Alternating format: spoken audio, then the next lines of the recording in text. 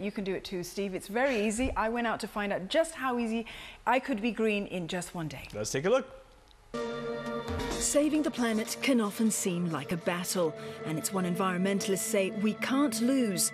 They say the consequences of global warming and a rising of sea levels could be catastrophic. Chances are you're not about to go on a Greenpeace expedition. But do you have what it takes to save the planet? Your carbon footprint tells you how just living your daily life impacts the world. The less green you are, the more the Earth suffers. I've come to see Andreas Bernig. He's the founder of Carbon Story, and he's going to help me calculate my carbon footprint. Realistically, most people get a little bit disappointed when they realize that the small changes they do day to day may only amount to 5–10% of their overall footprint. If we look specifically at your footprint, it's very interesting. Your annual carbon footprint is about 28 metric tons of carbon dioxide versus 20.2 tons for the average Singaporean. My score says that largely because of travel, including overseas flights, my footprint is a hefty 28 metric tons of CO2 emissions a year. Stack that against the Singapore average, and I'm already a lesser shade of green. And compare it to the world target, and I'm starting to look like a carbon glutton. Overall, Dawn, I think I'll give you a B- grade, largely driven by the fact that you're almost 40% above the Singapore average, but you do have an A grade for the food category, as mentioned. Carbon Story says it's the big decisions you make over a decade that will make the greatest green impact, like taking fewer flights or getting a fuel-efficient car. But while the smaller changes we make might be more feel-good than tree-hugging greenie, they're a good place to start. A B-. Andreas says that if I make some changes in my life, I might be able to improve my score. Where's the boy? So how many changes can I make? Let's start with number 1. It's 7 a.m. and it's time to take the dogs for a morning walk. Now, my dogs, they love a trip to the Botanic Gardens, but we're several kilometres away. Now, road transport is one of the largest contributors to carbon emissions, so if I walk them in the neighbourhood, I save a 20-minute car ride, get some exercise for myself, and save the Earth some CO2 emissions. Number 2, saving energy is usually the first thing that comes to mind when one thinks of being greener. So pulling out plugs on appliances I'm not using.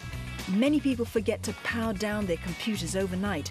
I'm guilty of this too. So remember to power down. Number 3, what about my daily commute to work? So being green might mean taking the bus or the MRT instead. Or better still, I could walk. So it took me 25 minutes to walk here, and much as I loved the exercise, I'm drenched and ready for another shower.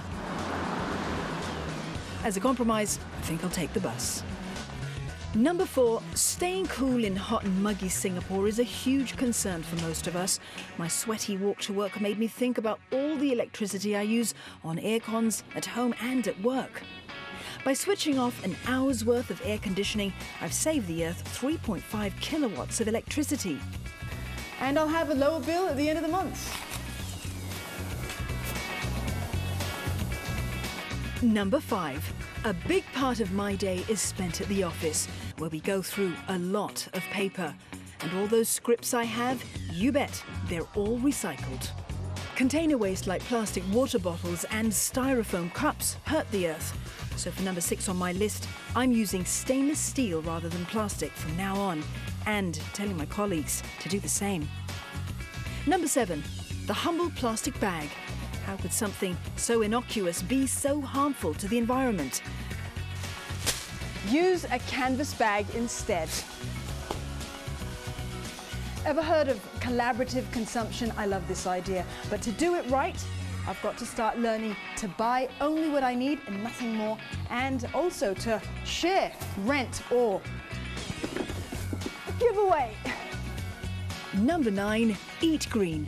Much as you may love your meat, it isn't very green for the planet. Raising meat consumes vast amounts of resources, so whatever your diet, eat low on the food chain. And finally, number 10, plant a tree. Now, the truth is, I'm not going to be planting a tree every day, am I? I'll probably get more bang for my buck if I actually join forces with an NGO who does this type of thing on a much bigger scale. But if I'm not going to give up all air travel or sell the car, then planting this tree is a good compromise. But could I do this every day to save the environment and this planet? Just try and stop me. Right, guys? Right? Dawn Time, Channel News Asia, Planet Earth. I think you would get at least an A- now. With all that? I thought so, yes, maybe. yes. I'm going to ask Andreas when I see him next. Taking that walk to work. Yeah, and it's a salad for me later. And for you, Steve?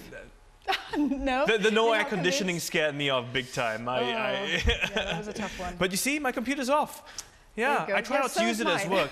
So I realized that if I don't come to work as often and spend Yeah. as much time here, then I won't do as much. And if I'm Okay. not doing so much, then it's good for the earth. You're being green. Yeah, there you go. There you go. Okay. Happy World Environment Day. That is right. And on that note, we are going to say good night to all of you. Thanks so much for your company here on Singapore Tonight. Find us on Facebook and Twitter as well. Have a good night. Good night.